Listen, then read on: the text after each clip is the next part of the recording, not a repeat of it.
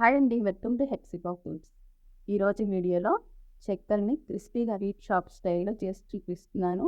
అలాగే మన ఛానల్ని సబ్స్క్రైబ్ చేసుకోకపోతే సబ్స్క్రైబ్ చేసుకోండి. రెండు సింబల్ని యాక్టివేట్ చేసుకుని వీడియోకి లైక్ చేయడం మర్చిపోకండి. పిండి ఎలా కలుపుకోవాలో క్లియర్గా చూపిస్తున్నాను, చూసేయండి. పిండి ఎంతైతే తీసుకుంటామో ఇందులో వేసే ఇంగ్రీడియంట్స్ కూడా సమపాళ్ళలో వేస్తే చెక్కలు మంచి టేస్టీగా ఉంటాయి. కేజీ పిండి అయినా కానీ ఒక్కళ్ళే చేసుకునేలా చూపిస్తున్నాను. రేషన్ బియ్యాన్ని మరాడించి తీసుకోండి. ఇది పొడి బియ్యం పిండేనండి. అరకిలో బియ్యం పిండిని తీసుకొని 2-3 స్పూన్లు సగ్గుబియ్యాన్ని 2 గంటల పాటు నానబెట్టుకుని వేసుకోండి.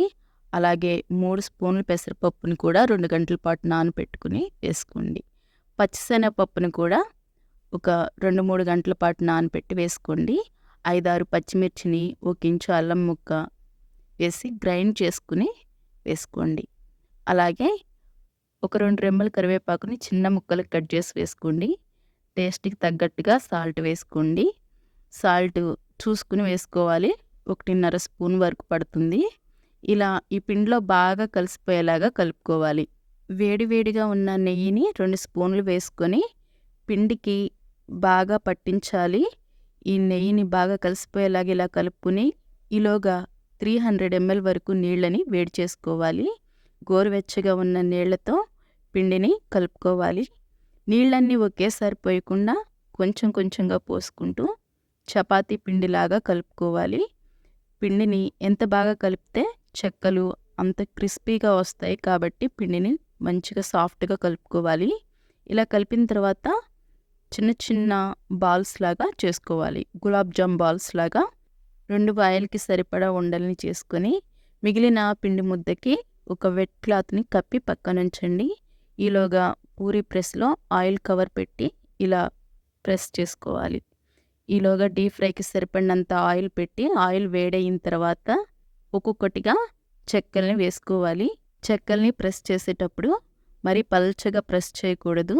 ఒక్కొక్కటిగా ఇలా ప్రెస్ చేసుకుని మీకు ఆయిల్లో వేయటం కష్టంగా అనిపిస్తే చెక్కల్ని ముందే ఇలా ప్రిపేర్ చేసుకుని ఒక వాయి కింద వేసి మంటని హై ఫ్లేమ్లో పెట్టి చెక్కల్ని 2 వైపులా తిప్పుకుంటూ చెక్కలు ఎర్రగా అయ్యేంత వరకు ఫ్రై చేసుకుని ఒక ప్లేట్లోకి తీసుకోండి. ఇప్పుడు కవర్ని పరుచుకొని ఉండల్ని ఇలా లైన్గా పెట్టి బరువుగా ఉన్న గిన్నెకి అడుగు సమానంగా ఉండేలాగా చూసుకుని ఆ గిన్నెతో ఉండ పైన పెట్టి ప్రెస్ చేయండి. ఇది చాలా ఈజీ టెక్నిక్. కేజీ పిండినైనా చాలా ఈజీగా ఒక్కళ్ళే చేసేసుకోగలుగుతారు. మంటని హై ఫ్లేమ్లో పెట్టి ఈ చెక్కల్ని 2 వైపులా తిప్పుకుంటూ ఎర్రగా అయ్యేంత వరకు కాల్చుకోవాలి. చెక్కల్ని తెల్లగా ఉండగానే తీస్తే క్రంచీగా అస్సలు ఉండవు, గట్టిగా ఉంటాయి. చెక్క వేగిందని తెలుసుకోవాలంటే ఇలా సగ్గుబియ్యం ఇలా ఉబ్బినట్టు అవుతాయి. ఇలా వేగితే సరిపోతుంది. ఇంతకు మించి ఎక్కువగా వేయించకూడదు. మీరు మన ఛానల్లో వీడియోస్ చూసారా? చూడకపోతే చూడండి. ఇలా చెక్కలు చల్లారిన తర్వాత ఒక డబ్బాలో స్టోర్ చేసుకుంటే ఫ్రెష్గా 1 రోజులు నిల్వ ఉంటాయి. మీకు డౌట్ ఉంటే కామెంట్ సెక్షన్లో కామెంట్ పెట్టండి. అలాగే వీడియోకి ఖచ్చితంగా లైక్ చేయండి, షేర్ చేయండి.